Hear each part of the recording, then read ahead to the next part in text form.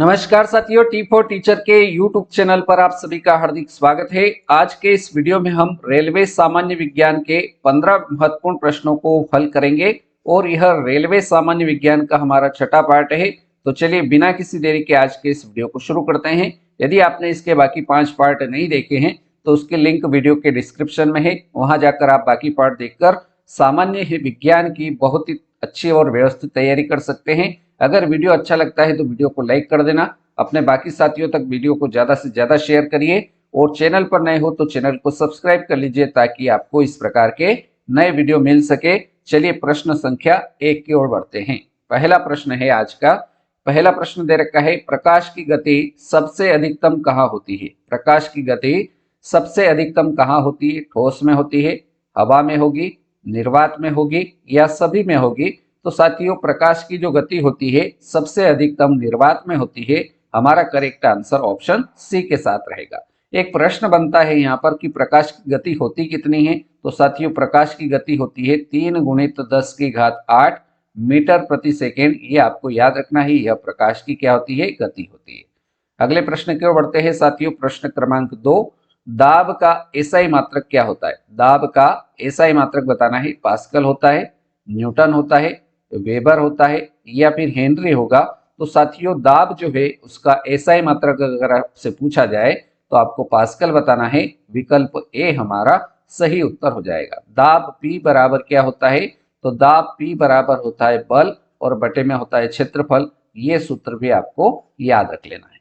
अगले प्रश्न की ओर बढ़ते हैं साथियों। प्रश्न क्रमांक 3, हीमोग्लोबिन किसका मुख्य घटक है? हमें बताना है कि हीमोग्लोबिन किसका मुख्य घटक है? WBC अर्थात श्वेत रक्त कणिकाओं का, बी ऑप्शन दे रखा है RBC लाल रक्त कणिकाओं का, प्लेटलेट्स या इनमें से कोई नहीं। तो अगर आपसे पूछा जाता है कि हीमोग्लोबिन किसका मुख्य घटक है तो आपको बताना है कि यह RBC का मुख्य घटक है। ऑप्शन बी हमारा सही उत्तर रहेगा। एक प्रश्न यहाँ पर बनेगा कि आरबीसी का जो जीवन काल होता है वो कितने दिनों का होता है?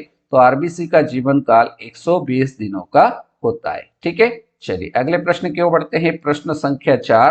प्रश्न क्रमांक 4 है, एक फर्मी कितने मीटर के बराबर होता है? एक फर्मी कितने मीटर के बराबर होता है? तो यह आपको याद रखना है कि एक फर्मी 10⁻⁻15 मीटर के बराबर होता है। विकल्प ए हमारा राइट आंसर रहेगा। प्रश्न संख्या 5 है।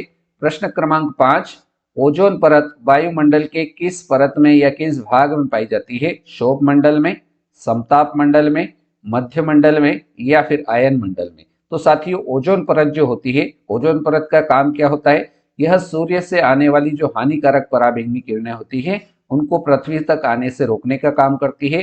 तो यह परत जो है यह समताप मंडल में स्थित है। ऑप्शन बी हमारा करेक्ट आंसर रहेगा। अगले प्रश्न की ओर बढ़ते हैं साथियों। प्रश्न संख्या 6। उसके पहले वीडियो अगर पसंद आ रहा हो तो लाइक कर दीजिए, अपने बाकी साथियों तक शेयर कर दीजिए और चैनल पर नए हो तो चैनल को सब्सक्राइब कर लीजिए। प्रश्न संख्या 6 है, टिटनेस बीमारी मनुष्य के किस अंग को प्रभावित करती है? टिटनेस बीमारी मनुष्य के किस अंग को प्रभावित करती है? आंत को, फेफड़े को, तंत्रिका तंत्र को या फिर हृदय को? तो साथियों, टिटनेस बीमारी में मनुष्य का कौन सा अंग प्रभावित होता है? तो तंत्रिका तंत्र प्रभावित होता है। राइट आंसर हमारा ऑप्शन सी रहेगा। अगला प्रश्न है प्रश्न क्रमांक 7, किस वैज्ञानिक को जीव विज्ञान का जनक कहा जाता है? किस वैज्ञानिक को जीव विज्ञान का जनक कहा जाता है? हार्वे को कहा जाता है, लेमार्क को, डार्विन को या फिर अरस्तु को? तो साथियों, जीव विज्ञान का जनक अरस्तु को कहा जाता है। हमारा राइट आंसर विकल्प डी के साथ हो जाएगा। प्रश्न क्रमांक 8 है, मानव शरीर का तापमान कौन नियंत्रित करता है? मानव शरीर का जो तापमान होता है उसको नियंत्रित करने का काम कौन करता है? इस प्रश्न में आपको बताना है। तो राइट आंसर इसका क्या हो जाएगा? तो मानव शरीर का जो तापमान होता है उसको नियंत्रित करने का काम हाइपोथैलेमस करता है। राइट आंसर हमारा ऑप्शन सी सही जवाब रहेगा।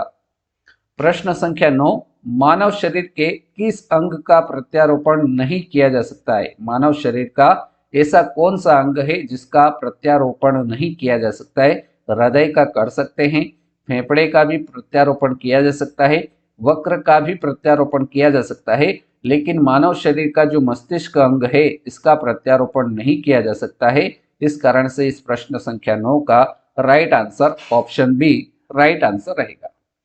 प्रश्न संख्या 10, किस ताप पर जल का घनत्व अधिक होता है? किस ताप पर जल का जो घनत्व होता है वह अधिक होता है? 0 डिग्री सेल्सियस पर, 4 डिग्री सेल्सियस पर, 100 डिग्री सेल्सियस पर या फिर 125 डिग्री सेल्सियस पर। तो साथियों किस ताप पर जल का घनत्व अधिक होता है? तो 4 डिग्री सेल्सियस ताप पर जल का घनत्व अधिक होता है। हमारा सही उत्तर ऑप्शन बी राइट आंसर रहेगा। अगला प्रश्न की ओर बढ़ते हैं साथियों। प्रश्न क्रमांक 11, वह प्रक्रम जिसके माध्यम से जीव अपनी संख्या की वृद्धि करता है, वह प्रक्रम जिसके माध्यम से जीव अपनी संख्या की वृद्धि करता है उसे क्या कहते हैं? तो उसको प्रजनन कहा जाता है। राइट आंसर इस प्रश्न का विकल्प ए सही जवाब हो जाएगा। अगला प्रश्न देखते हैं। प्रश्न संख्या 12, लेंस की क्षमता का मात्रक क्या होता है? लेंस की जो क्षमता होती है उसका मात्रक पूछा है। तो लेंस की क्षमता का मात्रक हेनरी होगा, ओम होगा, डायोप्टर होगा या फिर न्यूटन होगा। तो लेंस की क्षमता का मात्रक डायोप्टर हो जाएगा। ऑप्शन सी हमारा सही जवाब रहेगा। अगला प्रश्न है प्रश्न क्रमांक 13, पेनिसिलिन का आविष्कार किसने किया था? हमें बताना है कि पेनिसिलिन का आविष्कार किसने किया था। तो आप सभी को पता है कि पेनिसिलिन का आविष्कार अलेक्जेंडर फ्लेमिंग ने किया था। इस कारण से इस प्रश्न का राइट आंसर जो रहेगा वो ऑप्शन बी हो जाएगा। अगले प्रश्न की ओर बढ़ते हैं साथियों। प्रश्न संख्या 14, शेर में कितने दांत पाए जाते हैं? शेर में कितने दांत पाए जाते हैं? 25, 30, 13 या फिर 19। तो शेर में कितने दांत पाए जाते हैं? तो शेर में दांत की जो संख्या होती है वो 30 दांत पाए जाते हैं। राइट आंसर इसका ऑप्शन बी सही जवाब हो जाएगा।